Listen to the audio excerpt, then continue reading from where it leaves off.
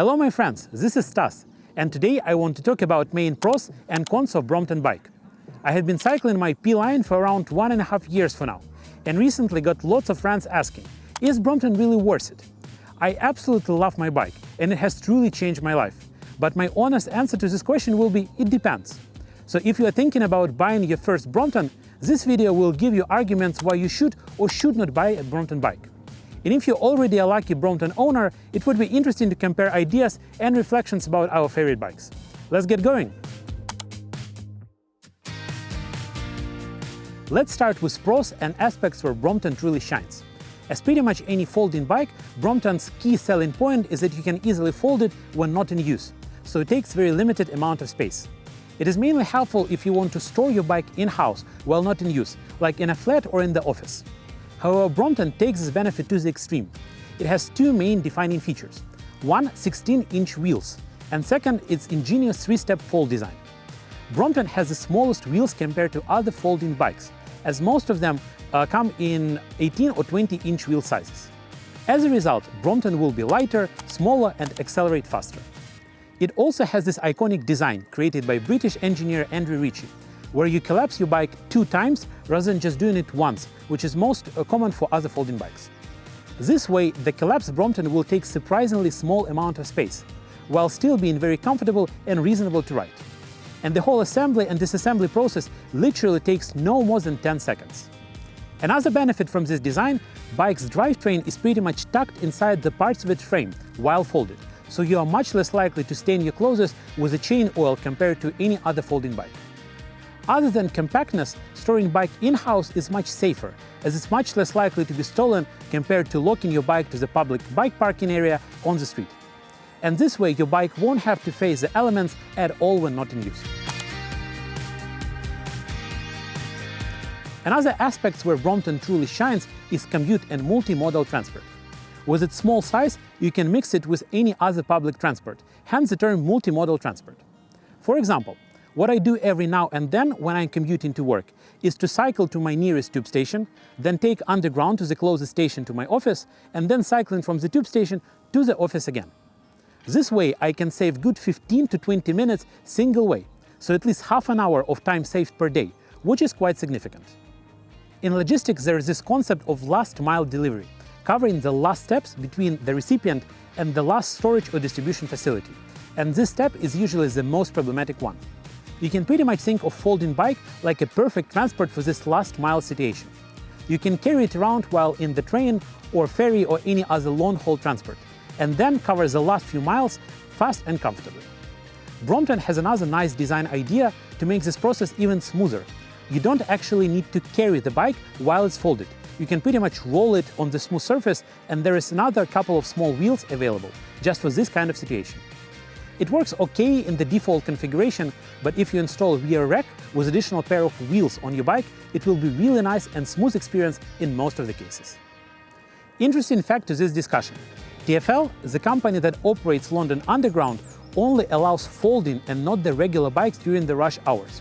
So if you want to mix your tube ride with the bike ride during the rush hour, Brompton is the way to go. There is a similar story with TfL-operated buses. Hopping on the bus with a folded Brompton is perfectly fine, but you won't be able to do it with the regular bike. To push this point on multimodal transport to the next level, Brompton is one of few bikes you can actually fly abroad with. Transporting the regular-sized bike over the plane is extremely cumbersome and expensive affair. However, your Brompton bike you can pretty much pack in a suitcase and simply carry as a piece of check-in luggage. This is a perfect solution if you want to travel to new places and explore them by bike. And based on my personal experience, it's the best way to really get a look and feel of the city, miles better than driving or walking around. Public bike sharing or bike hire is an alternative option here, but usually it is less convenient and might not be available. Plus, bike sharing bikes can be too heavy, clunky, damaged, wet after the rain, and so on. So far, I have traveled to 7 different countries with my Brompton, and cycling in those places added so much to my travel experience. I have videos from most of those trips on my channel, so if you're curious about cycling all around London, Philadelphia, Portugal, Barcelona, and other interesting places, feel free to explore my channel more. Another big unlock you can get with Brompton is all sorts of cycling events and long-distance rides. The bike is surprisingly comfortable. With a bit of prep, you can cover 20 to 30 miles without too much problem at all. And if you are really dedicated, doing north of 50 or 60 miles in one sitting is also entirely possible. So with this kind of mileage, you can join all sorts of cycling sportives and do bike touring or sightseeing, which is also great fun. Cycling is a great activity for your fitness, weight management, endurance, and health of your joints. So if your regular-sized sport bike is not an option for whatever reason, Brompton can perfectly fit the role of your training and sports companion. Sharing my own personal experience, I did a bunch of sportives last year, like Ride London 60 miles, Palace to Palace, London to Brighton, and now I'm training for my first century during Ride London 100-mile event later this year. For me, sportives are a great motivating factor, helping me stick to my training plan and commit to cycle enough to hopefully endure throughout the entire distance of the event. Plus, they usually give a really nice sense of cycling community. They cover beautiful routes and overall are great fun. If you're curious about specific sportives I mentioned, again, I got videos from them on my channel, so feel free to check them out. Plus, I plan to do detailed video report from Ride London 100 miles event. So wish me luck, stay tuned and subscribe if you are interested. And to add to the point of creative usage of Brompton bike, there are lots of handy accessories available for it. Some of them are designed by Brompton company itself, and many others by all sorts of big and small cycling brands. So with few upgrades and tweaks, you can convert your Brompton into a shopping vehicle and easily carry enough weekly supplies for a person or two in one trip. Brompton got this back attachment block on the front stem, where you can easily and securely attach a rather spacious bag to carry some stuff for you. And when you fold your bike, you can more or less use it as a trolley around the store, with such front-mounted bag still attached and accessible for the bike. Rear rack can also be equipped with bungee cords for some light but bulky items. A pro tip: default Brompton bungees have rather limited range and can snap if you pull them too much.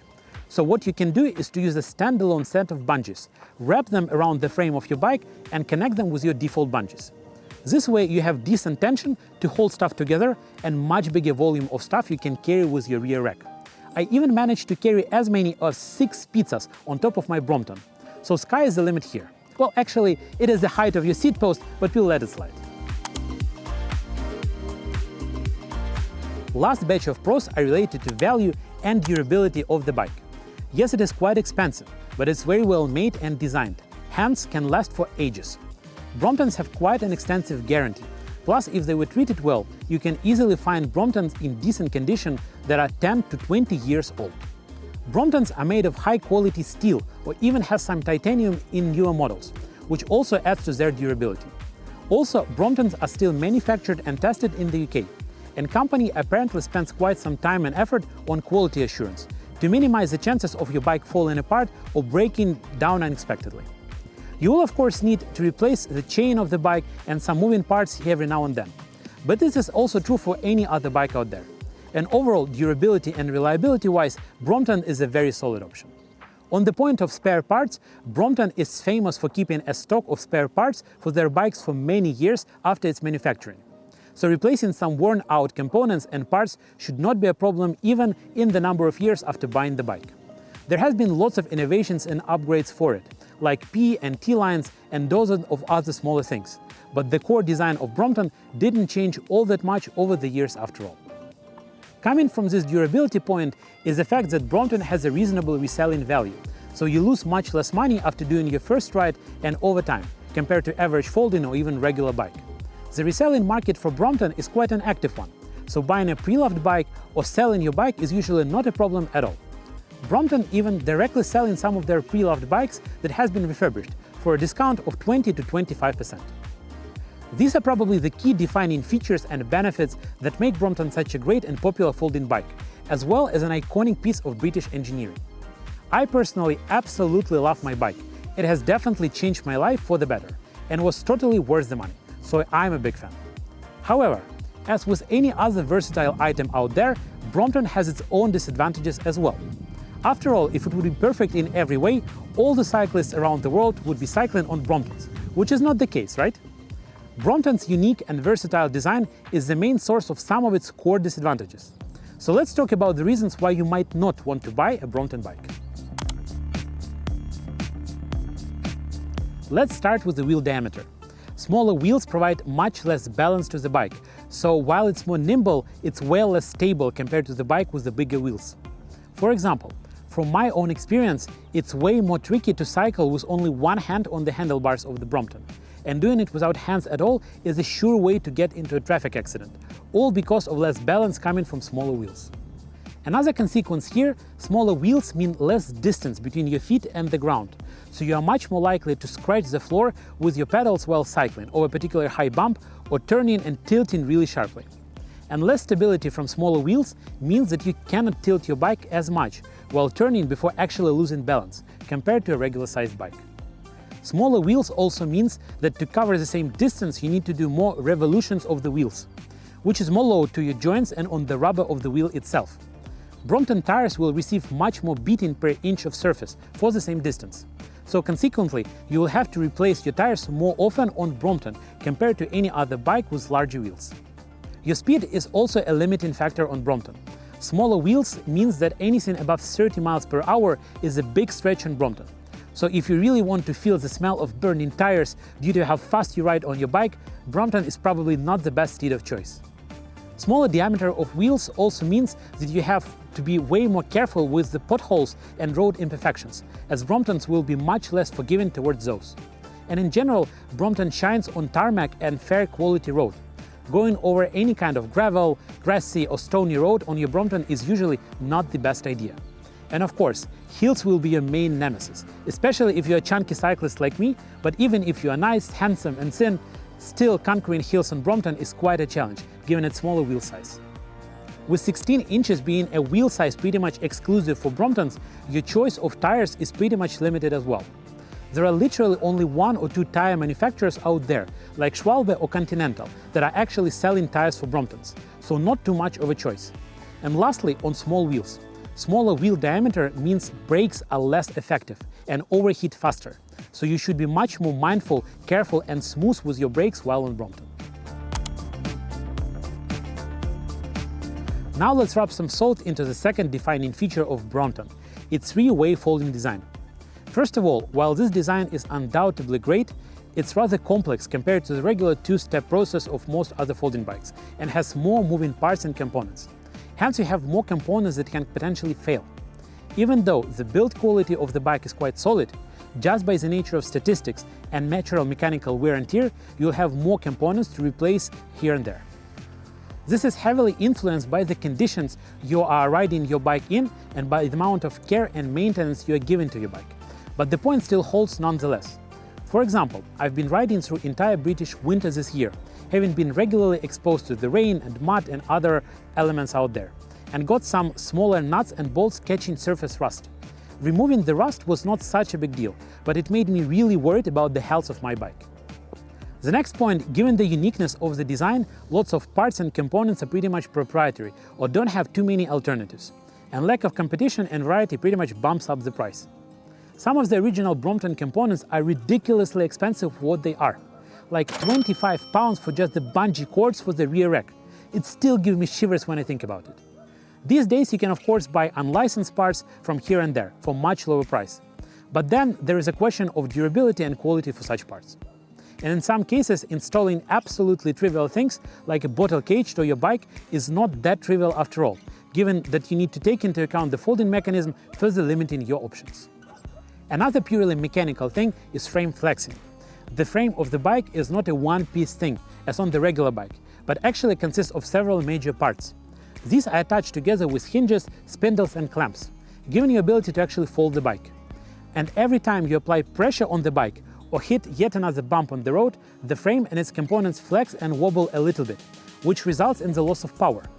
You can of course address this issue to some extent by replacing the suspension block or having a section of the frame made of titanium rather than steel to make overall construction a bit stiffer. But again, the issue is still there, and it's more or less inevitable given the design of the bike. Some people also mentioned that doing some mechanical repairs, like changing a tire or inner tube on Brompton, is less trivial compared to the regular bike, mainly due to facing more tension in the tires, especially if you are dealing with stiffer tires like Schwalbe Marathon or Marathon Plus. I don't necessarily echo this point, to be honest. I'm a proud owner of Marathon Plus tires and even managed to install them myself, which was a bit of a pickle, but still nothing impossible. Having good tire levers, ideally made from metal rather than plastic, definitely helps. A lot of people online said they managed to snap a pair or two of tire levers while doing tire works, which can be very heartbreaking, especially while on the move.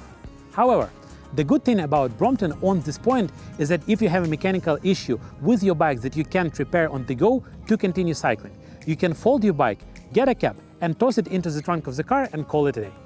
Another anecdotal story from my experience. When I was doing my London to Brighton ride, I was A, 108 kilos of weight, B, I was stupid enough to pump my tires to 110 psi, maximum allowed pressure, and surprise, surprise, I destroyed rear tire and 2 inner tubes on the right. But after a moment of complete despair on the side of the curb, I ordered a cap, folded the bike and tossed it into the trunk of the car. Then I got into nearest Brompton bike shop, replaced everything there and got back on track. Good luck doing something like this with a regular-sized bike and regular-sized car. And lastly, a few other general downsides not necessarily related to wheels or folding design worth keeping in mind. Probably the most commonly mentioned downside of Brompton is its price. It's a fairly expensive bike after all. I would say that there are reasons for this price, but whether these reasons are appealing enough to you, that of course depends, as I mentioned earlier in this video. Brompton also have 3 core lines of models: C-Line, P-Line and T-Line. C-Line is a classic timeless all-steel design. P-Line introduces titanium to some of the frame parts, mainly to reduce weight and dissipate vibration. Plus, they baked in many smaller improvements and innovations all around the bike. And T-Line is the latest all-titanium option, featuring the latest and greatest thinking and design choices that Brompton team has come up with. There's of course quite some variation in price because of different configurations and so on, but ballpark, as of March 2024, C-Line usually costs somewhere around £1,500, P-Line around £2,500, and T-Line a whopping £4,500. For this amount of money, you can pretty much buy a car, hence the whole conversation about price being on the higher end of the spectrum. Second most quoted thing is weight. Brompton is on the heavier side of the spectrum, especially considering its price. There's again a variation, but ballpark, C-Line weighs somewhere around 11.5 kilos, P-Line slightly less than 10 kilos, and T-Line can go as low as 7.5 kilos. Reasonable road bike probably will be somewhere in the range of 8 to 9 kilos, so lighter than P-Line, most likely cheaper than P-Line and way cheaper than T-Line. And this is without all the bells and whistles like rear frame, heavier duty tires and so on. Again, I would argue that 10 kilos of weight is not that big of a deal for all the utility that you are getting from the bike. But it is true that for similar amount of money, you can get significantly lighter bike. There are also some utility-related compromises as well. Brompton is a very comfortable bike, especially given all the compactness and foldability of the bike.